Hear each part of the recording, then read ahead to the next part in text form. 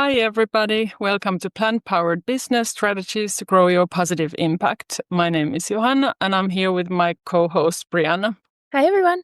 So, diving right in, I hope your 2026 is going really well. This is the first time that we're talking to you in this year, so we thought it would be fun to do a bit of a relaxed chat between us, like reflect on the past year, 2025, and talk about the upcoming year, what feels important, interesting, relevant for us. And with that, maybe like over to you, Brie. How how do you feel about 2025 at the moment?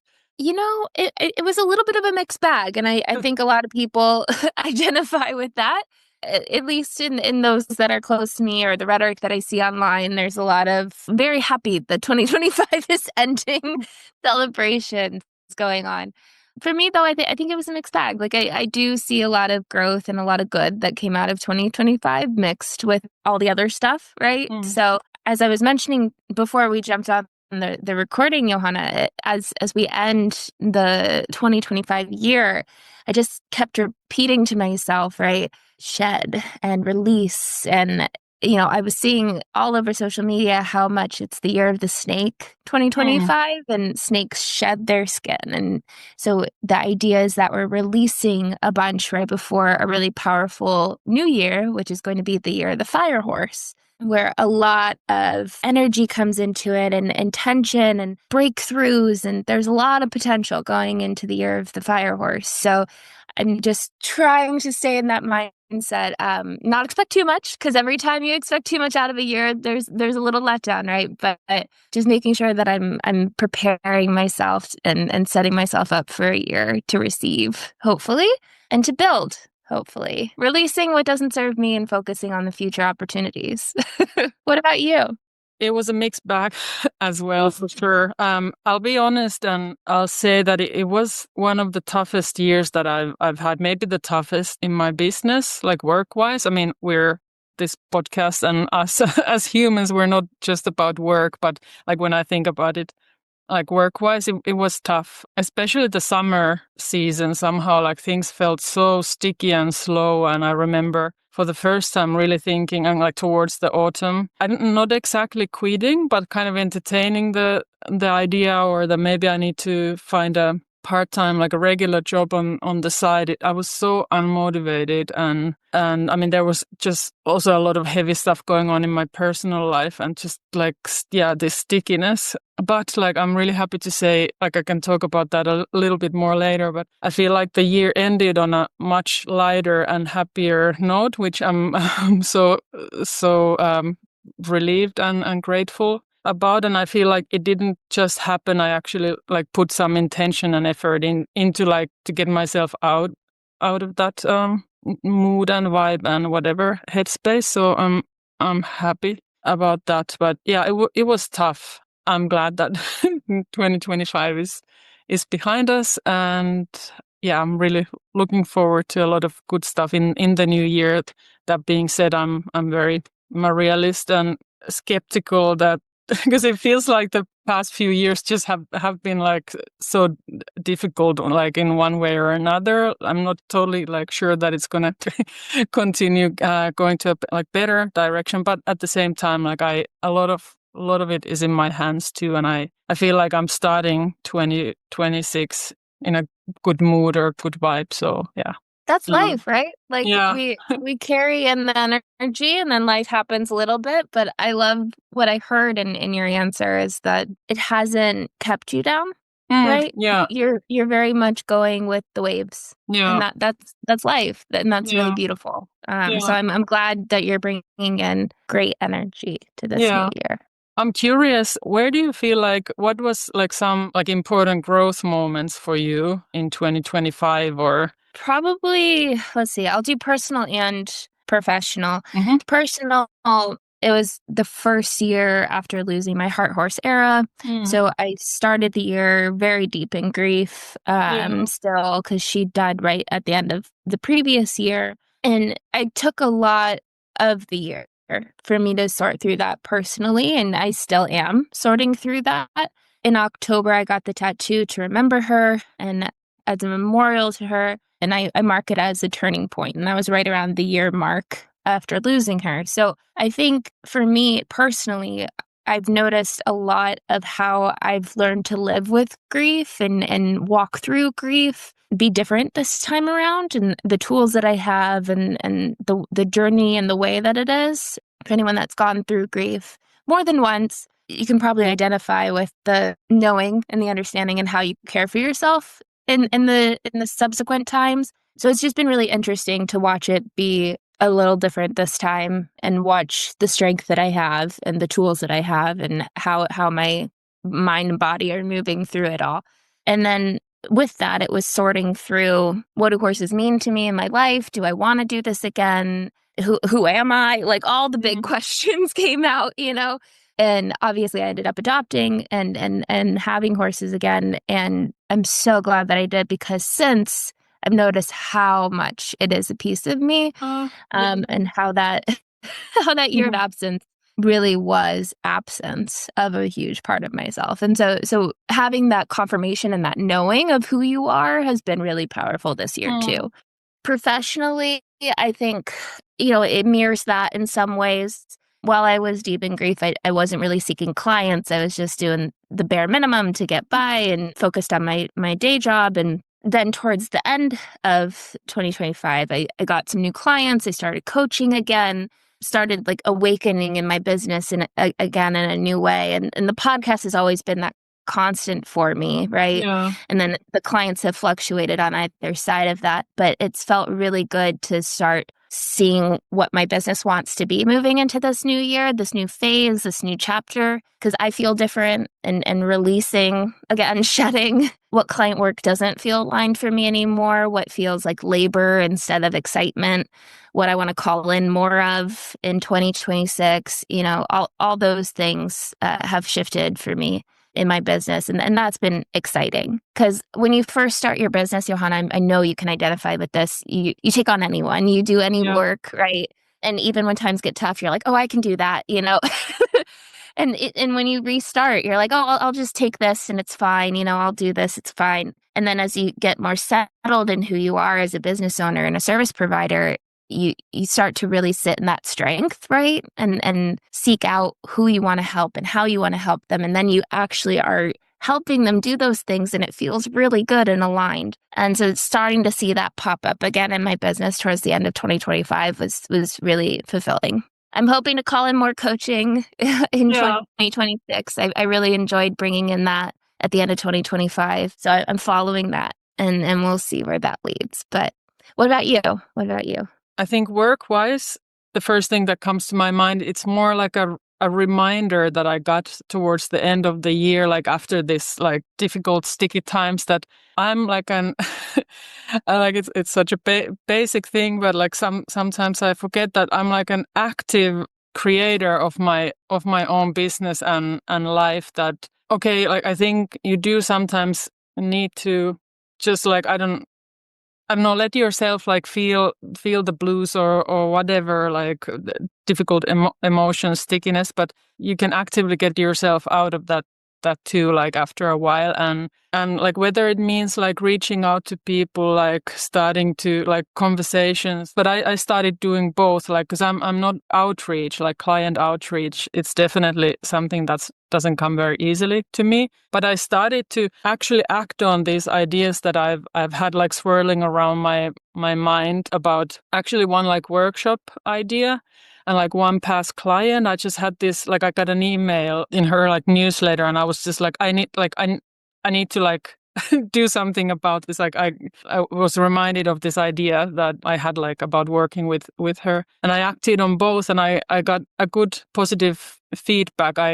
I got work, and I have this like a workshop idea that I need to follow up and like create in the new year. So to put it very shortly, I was reminded that like a lot is in my hands in my personal life. I feel like that was maybe the biggest place of growth. So I don't think I've like really talked about it in this podcast, but I'm in a long-term relationship, and we went through a really, really difficult time in 2025. And and it's not because we don't like care about each other or love each other, but they're just like some like circumstances that are so tough. But like we made through it. I think the lesson I feel like I really learned was that now I think I really understand on some like new or deeper level what it means, that when people say that love is also a decision and that relationships take work, that like I knew it already, that it's not just about emotions and you just like feel stuff, but it really takes like intention and the willingness to work through things. And you can relationships long term ones, they really like can fluctuate, and you can find amazing connection and happiness and love even after like difficult times. And we've been like through it already before, but it was it's hard to put put it into words, but it's I feel like it was an amazing lesson, and I'm very happy to say that we're in a much better place. Like love is, it's like a verb. It's an action, not just a feeling. And of course, like, you know, our personal lives influence the rest of our lives so much. So I'm sure that's why I was also so tough with everything. Yeah, that's so true, especially as entrepreneurs, right? Yeah. You can't hide what your personal life is Yeah. bringing to your professional life. Yeah. And what a lesson too in giving yourself grace through that, and feeling where your energy is most needed, and giving yourself permission to be most present in different parts of your life. Yeah. And also it's maybe not exactly like a point of growth or whatever, like maybe more gratitude that with my work and business, I'm still here. Like it's not like Yes. made it through this very difficult year. And to everybody who's listening to this and can relate to that, or maybe you're in that place right now, like hang in there, like things can really turn around. Yep. They have a way of figuring themselves out. Yeah. Hard situations. You know, every time I'm faced with something that just feels absolutely impossible, if it still feels somewhat aligned, like when you really sit with it and you know this is something that like you shouldn't let go of. I always think of that cartoon that's floating out there somewhere of the miner, and he's like Yeah. close to getting the diamond, and one of them gives up and one of them keeps going, right? And yeah, and like there's gotta be a diamond on the other side of this. I don't know when it's gonna happen, but there's gotta be a diamond because I feel so aligned in this journey, as hard as it is, you know? Yeah.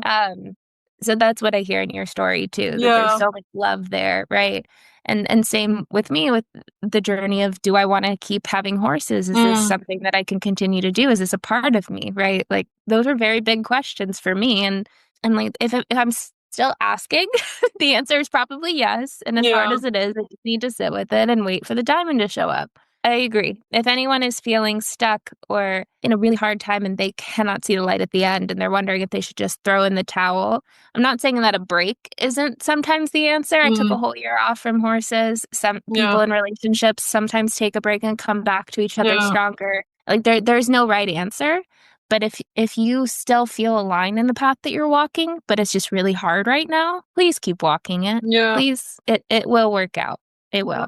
Yes. Another thing I was I wanted to ask you about 2025, because like we've talked about growing through the difficult parts, and like it's like I think a lot of people agree that it was a tough year, but what brought you joy or happiness? Like what do you like, whether the work or your personal life or anything else? Yeah. Yeah. I think for me, even when times are really hard, I always lean back on a gratitude journal. And even when it's the same three things that I'm writing on the list every day, having that reflection that I have those three things in my life, you know, it means a lot. It means a lot. And it can really change your mindset.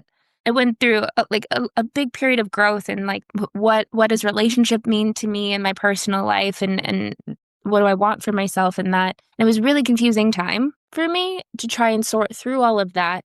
And it felt really self-defeating. Like, am I standing in my own way? What am I actually doing here? You know, like all those questioning thoughts. But what a privilege to ask those things and to have the chance to sort through those things and figure out what you actually want. What a privilege to be in a safe space to do that. Like my home, I absolutely have built this to be a safe space for myself. You know, so just reflecting on some of those things that, we take for granted every day. I wake up in a warm bed, like Yeah.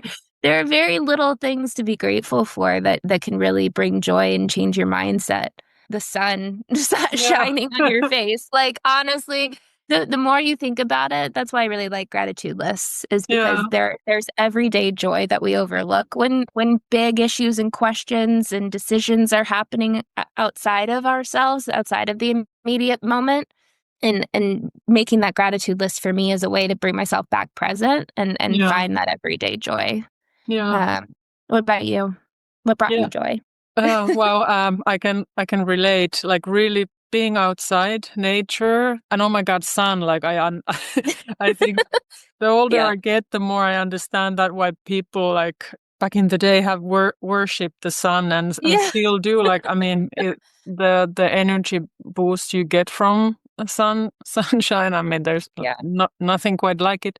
Even when I'm like walking with Simba, like my dog, or by myself, and like just like taking pictures, like there's always something to be found, like in the nature, Yeah. like outside. And often I like to take pictures, and then sometimes I post them, or then I just like look at them, or send them to somebody I care about, because there's just like so much beauty and joy in the small things. It sounds ridiculous, but I feel like I had to get like old enough to really appreciate that. Like there's no way that I would have appreciated in my teens, or maybe even 20s, like how pretty my like daily walk is. But it's kids and teenagers are different. But I'm very happy happy about that. And I mean, yeah, friendships, I mean, so much to be grateful for sure. But like joy, it's definitely a lot of the time like outdoors for me. And like I do want to mention a couple of things. So like I did this 3-week trip to New York that I'm still thinking about, because it was such a dream come true. So that brought me like so much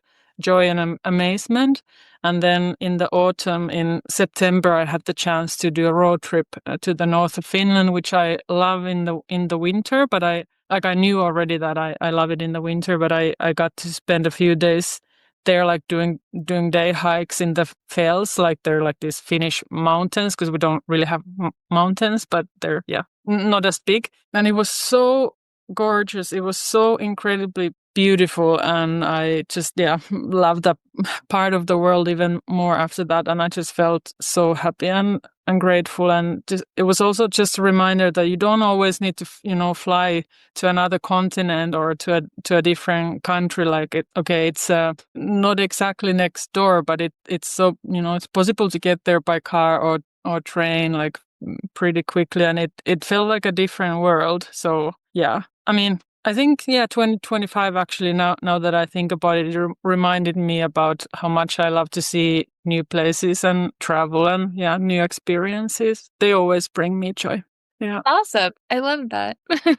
I was just wondering if we want to make this practical for anyone listening that isn't sure how to really set intention for the new year and reflect on Mhm. the year before. I hate goal setting, but Yeah. to walk into this new year with a fresh mindset, if you will, and a new focus, a refined focus. I'll explain why I hate goal setting, Yeah. just for anyone that's like, oh no.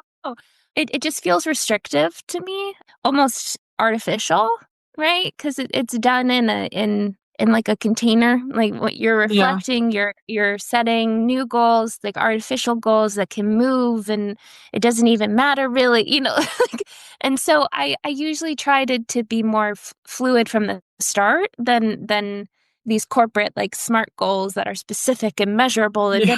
like that's not how I want to run my business. Like I want to be more open to how the opportunity needs to come to me, whether Yeah. I know what that looks like yet or not. But for example, in calling in more coaching, Mm. just being open to that, whatever that looks like, knowing that I want to serve people in that way. It doesn't need to be a big community, a small community, just copywriting, not copywriting, like we don't need to get super specific with it. Some people love specificity, so no hate to those that are setting very specific, measurable goals. But I think there's a lot to be said and letting the universe provide Yeah. and just having that open intention for I want to go in this general direction and we'll see what I find.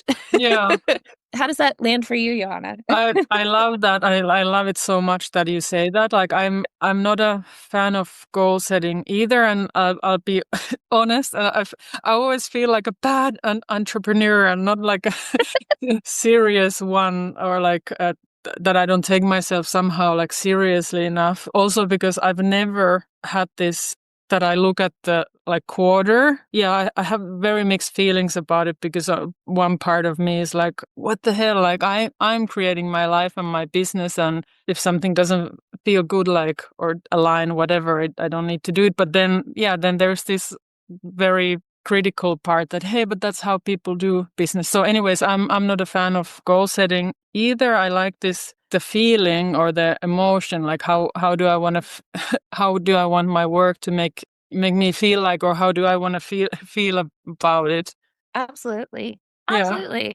And do you have So, a specific like question to reflect yeah, on that you like to yeah. use that you would want to share with others? Yeah, absolutely. And I keep it kind of general. So Mm. feel free to tweak this, to tailor this to what sounds or resonates better with you and your situation. But for me, I usually think of, okay, what worked in the year before? What happened that went well?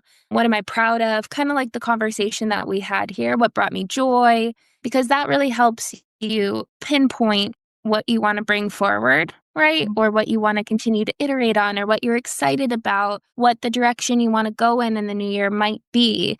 If there was something that happened that was really exciting in your business, like maybe you got a new client or you launched a new course and it really lit you up and resonated with your audience, whatever it might be, doing that reflection of the high points first, for me, really helps me define a direction. Because I don't know about you guys, but when I look at a blank slate, like a new year, sometimes I'm just overwhelmed by the blank Mm. slate, like all the directions that I could go in. So kind of focusing in there helps. But then controversially or conversely, I guess, what are you releasing? So what maybe didn't go well, maybe what felt sticky, what brought you down, what did you try that maybe didn't succeed? And in that, it's not always I'm going to release this completely. Sometimes it's I'm going to release this version of it. I'm going to put that on ice and maybe we'll iterate in the future. I'm going to be open to a new version of that coming if it still feels aligned for you. For example, I've talked about the retreat on here, and that's something that didn't really come to fruition, but a version of it is, and a version of that idea is, and moving it forward, even though it doesn't look like what I thought it would, I'm releasing that first vision for it Yeah. and being open to what it will be next year. So what are you releasing?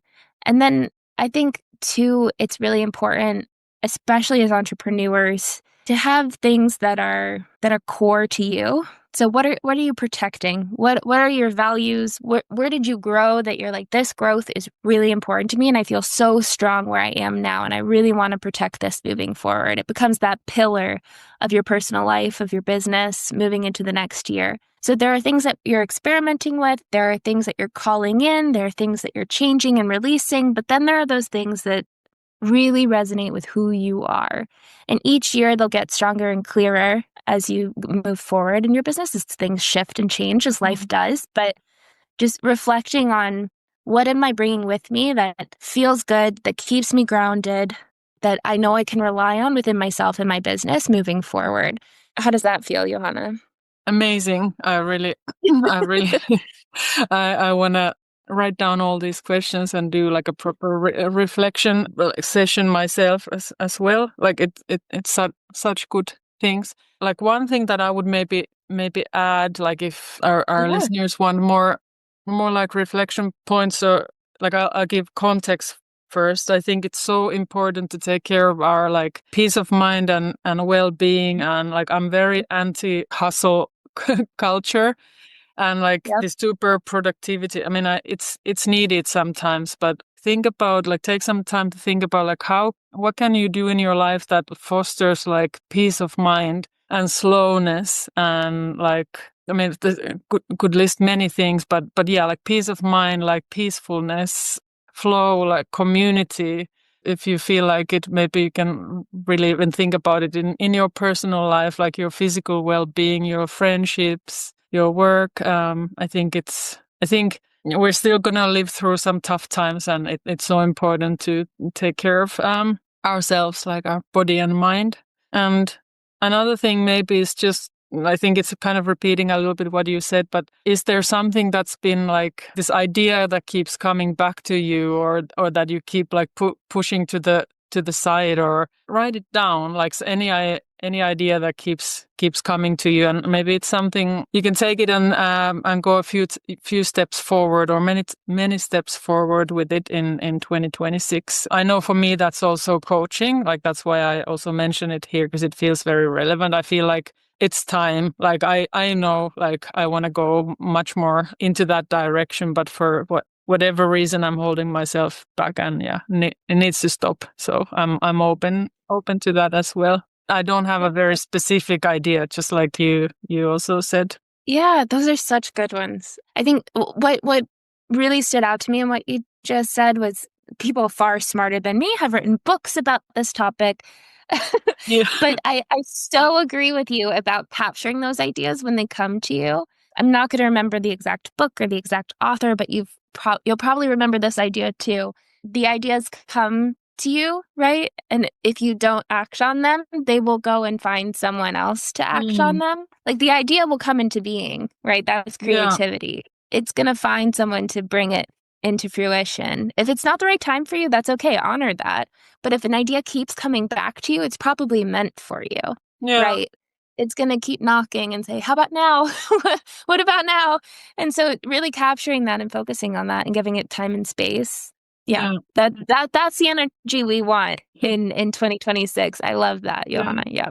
Maybe one more question to you, Brieanah. Is there something that you really want to try in 2026? Something completely new? Oh, that's such a good question. Oh, man. I think for me, I took a season of perhaps what many might describe as intense introspection. When grief happens and you pull inward, right? Like that sort of energy.